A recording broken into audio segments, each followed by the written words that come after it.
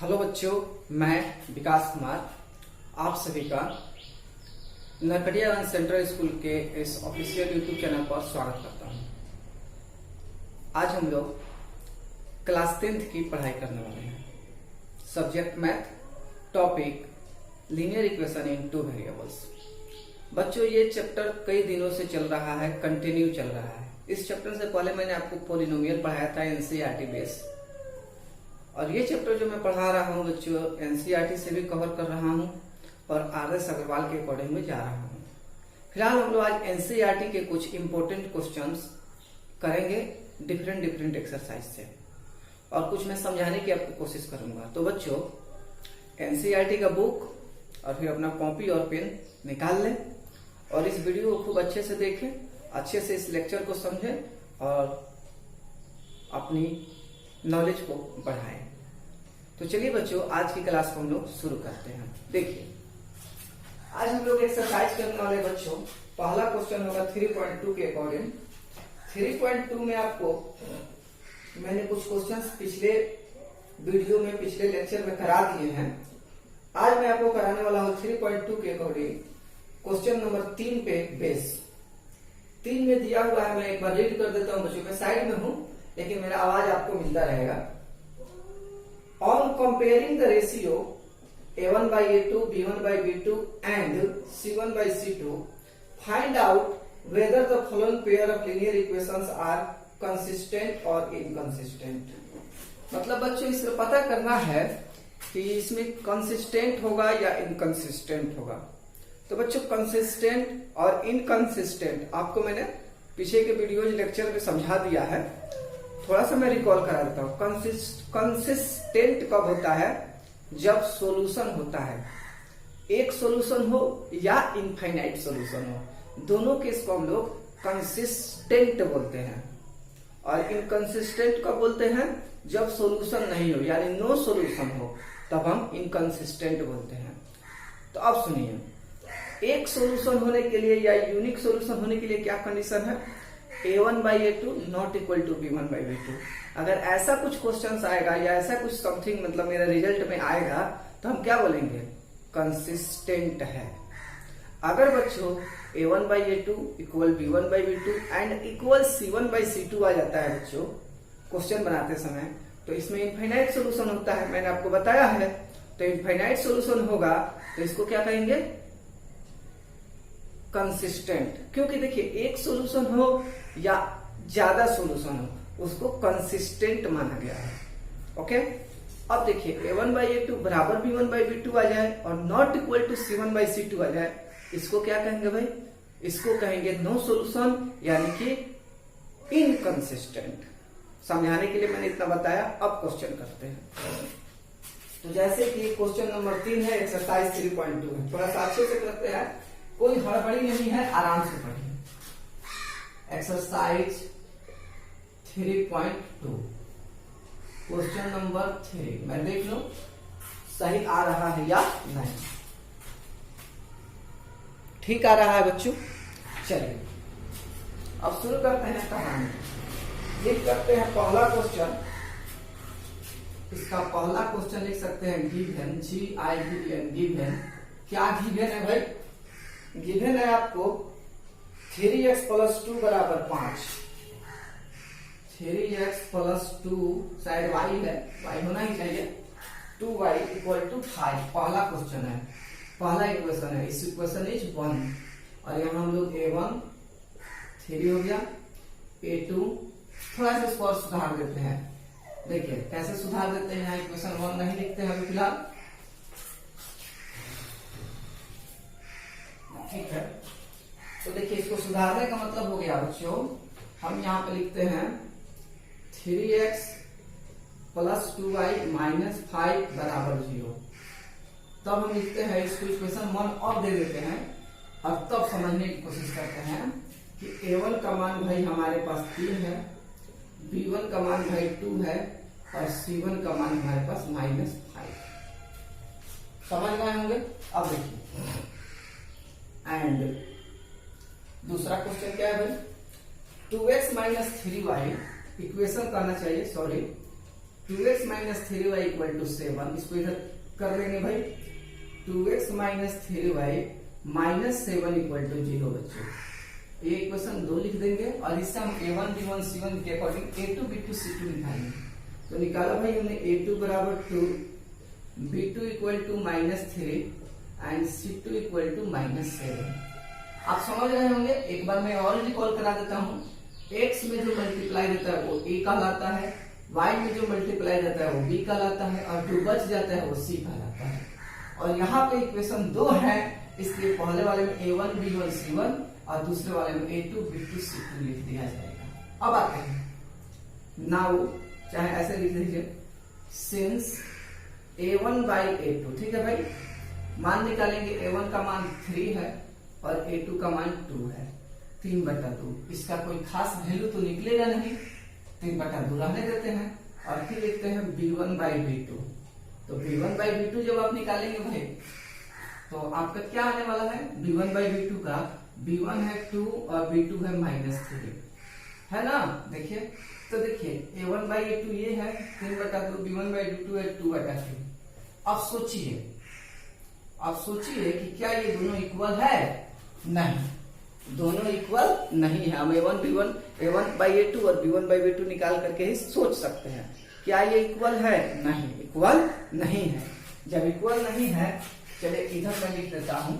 मान लीजिए कि इक्वेशन लिख लिए होंगे, थोड़ा उधर जगह कम पड़ेगा, इसलिए यहाँ पे मैं कुछ रब कर देता हूँ।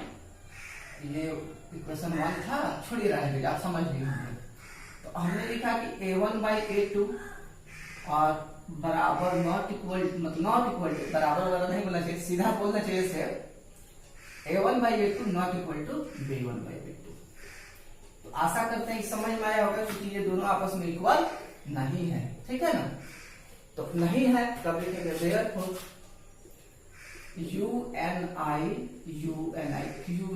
Unique solution exist.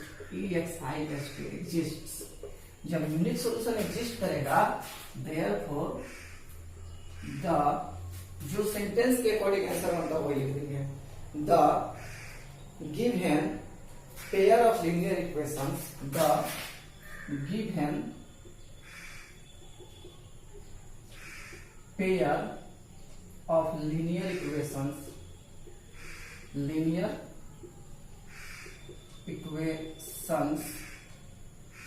are consistent। क्यों भाई कंसिस्टेंट? क्योंकि सॉल्यूशन हो रहा है। जब यूनिक सॉल्यूशन आ रहा है, ये वो सॉल्यूशन निकल रहा है, तो कंसिस्टेंट होगा। क्लियर सी बात है। चलिए थोड़ा सा हम लोग और आगे बढ़ते हैं, एक क्वेश्चन और करा देते हैं इसी में से। नोट कर लीजिए भाई,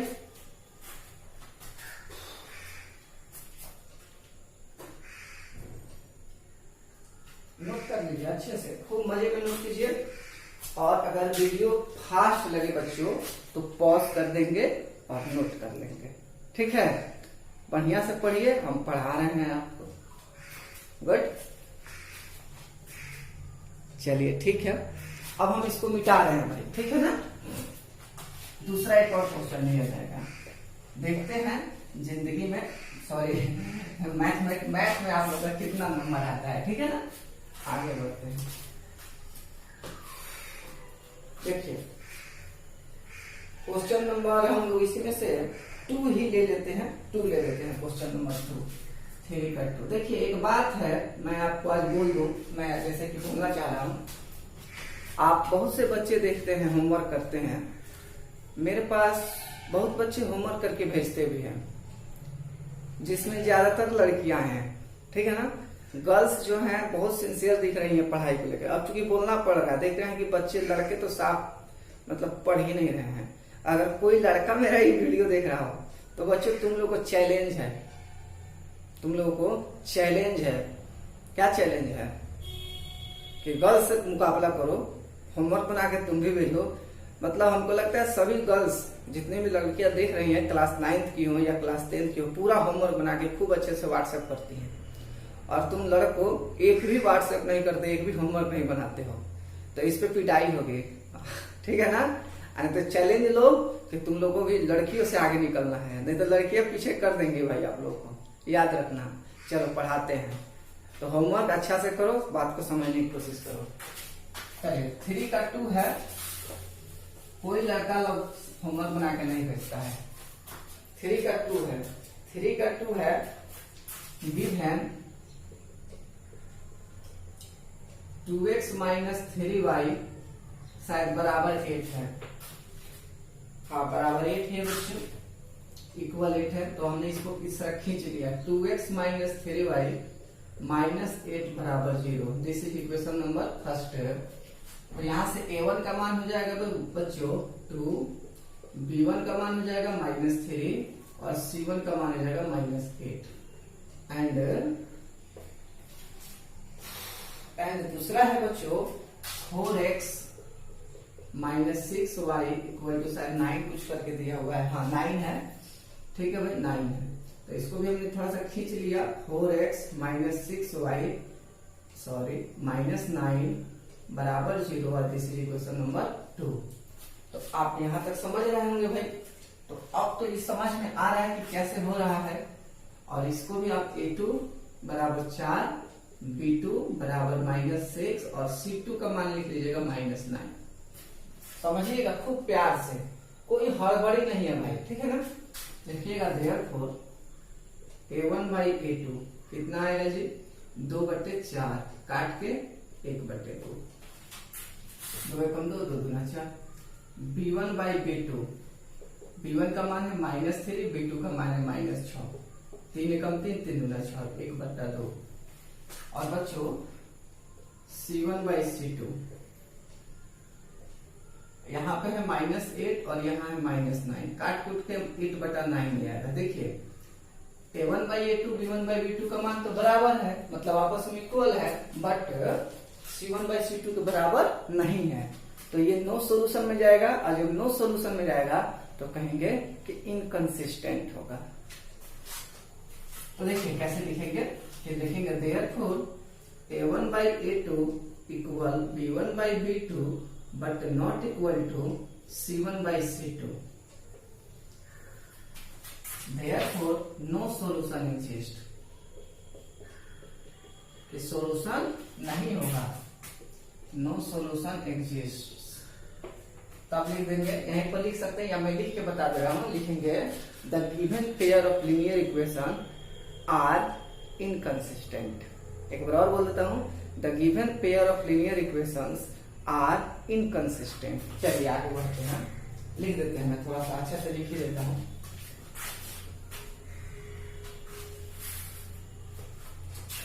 पढ़ने पढ़ाने में बच्चों बढ़िया से पढ़ना चाहिए। The given pair of linear equations are inconsistent।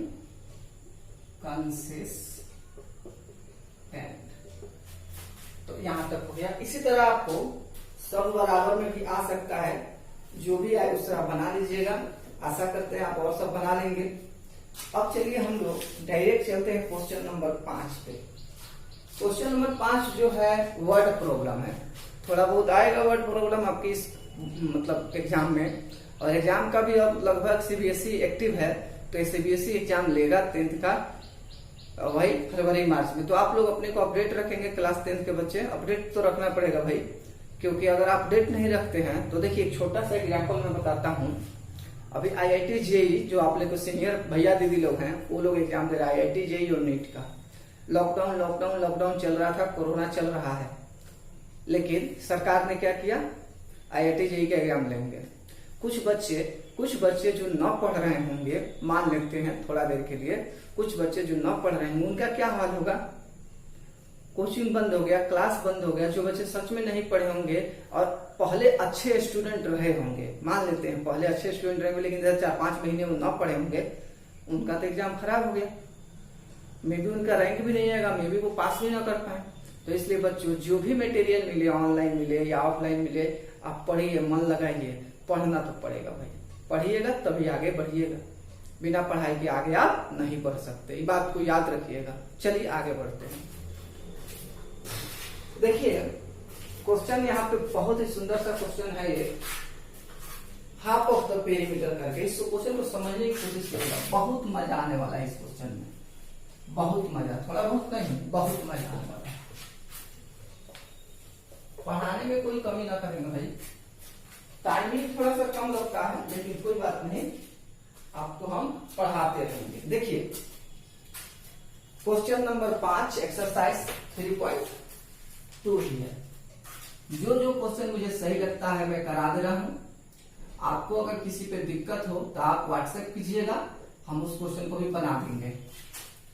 Question number 5 में पढ़ देता हूं। Half of the perimeter of a rectangular garden whose length is 4 meter more than its wide is 36 meter. Find the dimension of garden. देखिए ये question जो है ना 2 part में है, लेकिन इसको थोड़ा सा घुमा दिया गया है, लिखने में थोड़ा सा इधर उधर कर दिया गया है। तो मैं जैसे 2 बार 3 बार रिपीट करके आपको समझाने की कोशिश कर रहा हूं, समझने की कोशिश भी आप लोग कीजिएगा, ठीक है भाई? गुड। देखिए फिर से मैं बोल रहा हूं, देखिए कहां से कहां तक पहले आपको पढ़ना है। पहले आप यहां से पढ़ लीजिए, कोई रेक्टेंगल है, पहला है ना, whose length is 4 more than its wide. खूब अच्छा से समझिए, बीच में से मैं उठा रहा हूं, एक कॉमा से एक कॉमा तक। Whose length is 4 metre more than its wide. देख रहा होगा, एक बार और समझिए। Whose length is 4 metre more than its wide. पहले लेंथ और ब्रेथ मान लेते हैं, लिखते हैं लेट द लेंथ हो गया बच्चों x metre and the breadth या वाइड BREATH, या इसको वाइड बोला है WIDTH, ठीक है, जो बोला है DTH बराबर y मीटर। तो पहला जो मैं बोल रहा हूं 2 बार 3 बार रिपीट कर रहा हूं, फिर एक बार रिपीट कर रहा हूं कि whose length is 4 more than its wide. Length जो है x जो है y से 4 ज्यादा है, तो लिख दीजिएगा according to question x minus y बराबर 4। पहले इक्वेशन बन गया। लेंथ जो है ब्रेथ से या वाइड से 4 मीटर ज्यादा है, तो घटा दीजिए 4 मीटर आ जाएगा। अब समझिए, अब यहां से क्वेश्चन देखिए कैसे पढ़ना है। कह रहा है half the perimeter of a rectangular garden. किसी रेक्टेंगुलर गार्डन का हाफ पेरीमीटर माने आधा पेरीमीटर जो है, हाफ पेरीमीटर जो है, यहां से यहां तक तो भूल जाइए। Whose length is 4 metre is wide, इसका तो हम काम कर चुके हैं, इसको जैसे मेरे तरह से पढ़िए। Half of the perimeter of a rectangular garden is 36। बीच का पटवा हमने हटा दिया, ऐसे समझिए ना, मजा आ जाएगा। Half of the perimeter of a rectangular garden is 36 metre. तो समझिए, एंड पेरीमीटर हाफ का मतलब होता है बटा 2 बराबर 36 बराबर 36। समझिएगा खूब अच्छे से बच्चों, पेरीमीटर को हाफ करिएगा तो 36 आएगा। कह रहा पेरीमीटर को हाफ कीजिए तो 36 आएगा, हम 36 लिख दिए। अब देखिए, पेरीमीटर को हाफ किया आपने तो पेरीमीटर का फॉर्मूला क्या होता है, 2 इंटू L प्लस बी बटा 2, फॉर्मूला क्वेश्चन के अकॉर्डिंग बराबर 36। अब क्या कीजिएगा, 2 से 2 तक काट दीजिएगा। L तो माने हैं x और b माने हैं y, x प्लस वाई बराबर 36। This is equation number 2। अब किससे नहीं सोल्व हो जाएगा, 1 और 2? कौन है जो नहीं सोल्व करेगा? आज लगभग इसमें हम 7-8 लेक्चर हो गया लीनियर इक्वेशन इन 2 वेरिएबल का, इतना पढ़ा रहे हैं हम, कौन नहीं सोल्व कर लेगा? देखिए कैसे सोल्व होगा। देखिएगा बच्चों, एडिंग ADDING, एडिंग 1 and 2, 1 और 2 को जोड़ने पर एक है x माइनस वाई बराबर 4, ये है x प्लस वाई बराबर 36। क्या है 36। ये बच्चों कट जाएगा, x 2x आएगा और 36 और 4 40 आ जाएगा। ठीक है भाई, आगे बढ़ते हैं। x बराबर हो जाएगा 40/2 हो जाएगा 20, माने कि x का मान कितना हो गया बच्चों 20, या लगा दो यहाँ पर मीटर, यानी कि इसका लेंथ जो है इस रेक्टेंगुलर गार्डन का 20 मीटर है। कितना है 20 मीटर। अब चलिए पुटिंग PUTTING पुटिंग x बराबर 20 इन फर्स्ट में पुट कीजिए, तो पुट कीजिएगा तो हो जाएगा 20 माइनस वाई। अच्छा एक और लिख के समझाते हैं, x माइनस वाई बराबर 4 है, x का मान आपने 20 पुट किया, माइनस वाई बराबर 4, आप 20 यही रहने दीजिए, 4 को खींच दिए, आजा मेरे भाई y, तो ये हो गया 16 बराबर y, मतलब कि y बराबर 16 मीटर। समझ है, क्वेश्चन थोड़ा सा घुमा दिया था, तो घुमाने से क्या मतलब है भाई, हमको सीधा करके बना लेना है। आप कुछ भी दीजिएगा उलट पुलट के हम पढ़ के बना लेंगे, ठीक सीधी सी बात है। आगे देखिए, कुल मिला के x का मान 20 मीटर और y का मान 16 मीटर। नोट कर लीजिए, थोड़ा सा और समझा देते हैं।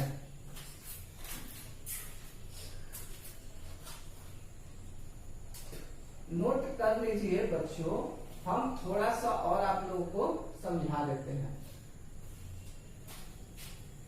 ओके, आशा करते हैं नोट कर लिए होंगे। तो फाइनली आप लोग लिखेंगे क्या कि therefore length LENGTH length x बराबर 20 मीटर भाई, और ब्रेथ या वाइड BREA DTH या WID DTH। देखते ही हो बाबू, समझते होगे, हम शॉर्टकट में नहीं पढ़ाते हैं y बराबर 6 में। हाँ, जैसा भी जो क्वेश्चन पढ़ाते हो एकदम डिटेल में।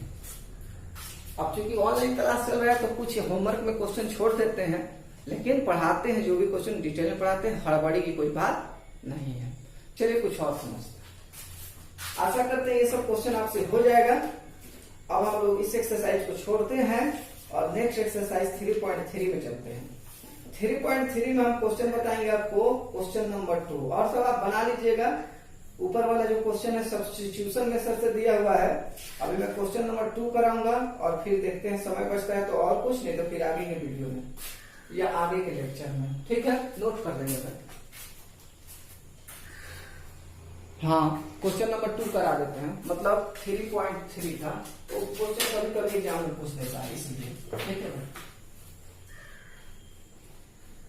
परेशान नहीं होना है। विकास सर के साथ आप पढ़ रहे हैं तो परेशान नहीं होना। ये मत सोचिएगा कि परेशान हो गए, ये हो गए, वो हो गए, ऐसा वैसा समथिंग समथिंग, ऐसा कुछ नहीं। मजे में रहिए, पढ़ते रहिए, अच्छे से पढ़िए, अच्छा लगेगा। देखिए, तो कहता है एक्सरसाइज 3.3, एक्सरसाइज 3.3 क्या कहता है देखिएगा। कहता है exercise 3.3 question number 2, solve 2x plus 3y बराबर 11, 2x माइनस 4y बराबर -24 and find the value of m for which y बराबर mx प्लस 3। ठीक है भाई, आप जो कह रहे हैं वो करेंगे हम और बनाएंगे। चलिए देखते हैं। सबसे पहले क्वेश्चन नंबर 2 की बात करते हैं। यहाँ पर लिखते हैं सॉल्यूशन। अब इसके बाद क्या लिखते हैं गिवन, GIVEN गिवन। क्या है गिवन बच्चों? गिवन में है आपको 2x प्लस 3y बराबर 11। ठीक है भाई, कोई बात नहीं, आप जो दीजिएगा हम बनाएंगे, हमको क्या करना है।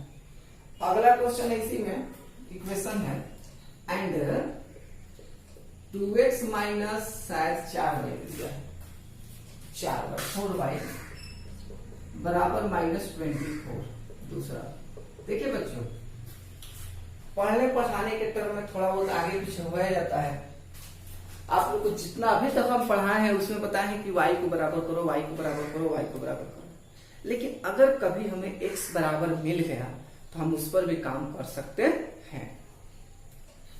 लेकिन अगर कभी हमें x बराबर मिल गया तो हम उस पर भी काम कर सकते हैं। देखिए कैसे लिखेंगे, लिखेंगे 1 माइनस 2, यहां सब्ट्रैक्ट कर रहे हैं, तो दिस इंप्लाइज 1 को लिख दीजिए पहले, 2x प्लस 3y बराबर 11। 2x माइनस 4y बराबर -24। माइनस प्लस माइनस, माइनस करने का मतलब होता है साइन को बदल देना। 2x की जगह प्लस था तो हम इसको माइनस कर दिया, 4y की जगह माइनस था तो हमने प्लस कर दिया, और 24 की जगह माइनस था तो इसको भी प्लस कर देंगे। ठीक है, प्लस ही करेंगे। 2x कट जाएगा, 3 और 4 7y हो जाएगा, और ये हो जाएगा 35। y बराबर क्या हो जाएगा भाई 35/7, सो काट के लिख देंगे 5, यानी y का मान बच्चों 5। y का मान कितना आ गया 5 लिखेंगे। पुटिंग y बराबर 5 इन कहां पे भाई फर्स्ट। जब फर्स्ट में पुट कीजिएगा तो फर्स्ट का इक्वेशन में 2x प्लस 3y बराबर 11। 2x मतलब कि यहाँ पर 2 हो गया, x का मतलब फिलहाल x रहने देते हैं, प्लस 3y का मतलब 5 लिख देते हैं, और 11 एक यहाँ से ऊपर आ जाते हैं, कहीं आपको ना दिखे। तो यहाँ हो गया 2x प्लस 15 बराबर 11। 2x बराबर हो गया 11 माइनस 15 -4 2x का मान। सो x बराबर हो गया -4/2, काट कूट के x बराबर -2। तो इस तरह से हमने क्या पता किया कि y का मान आया है 5 और x का मान आया है आपको -2। 3.3 एक्सरसाइज के क्वेश्चन नंबर 2 में सही है आंसर। अब आगे बढ़ते हैं, इतना कर लेंगे फिर हम आपको बताते हैं। इतना कर दीजिए बच्चों, इतना कीजिए।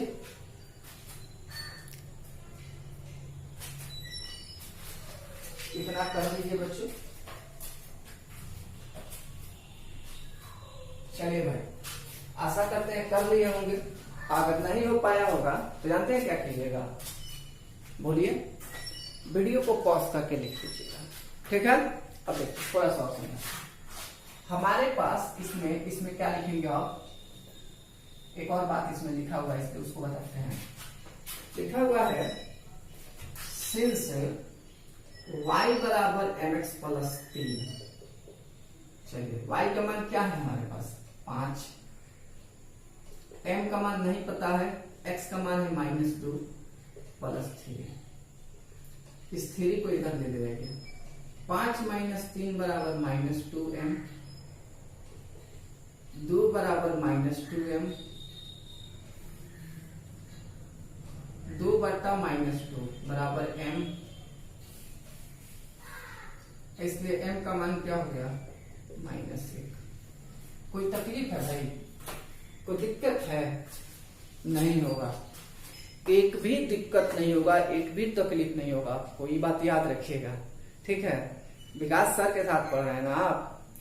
चलिए बच्चों, जितना हमने पढ़ाया, जितना हमने समझाया आज की क्लास में बहुत ही अच्छा रहा। वीडियो अच्छी लगी हो तो वीडियो को लाइक करें, चैनल को तो सब्सक्राइब किए ही हो, शेयर करो।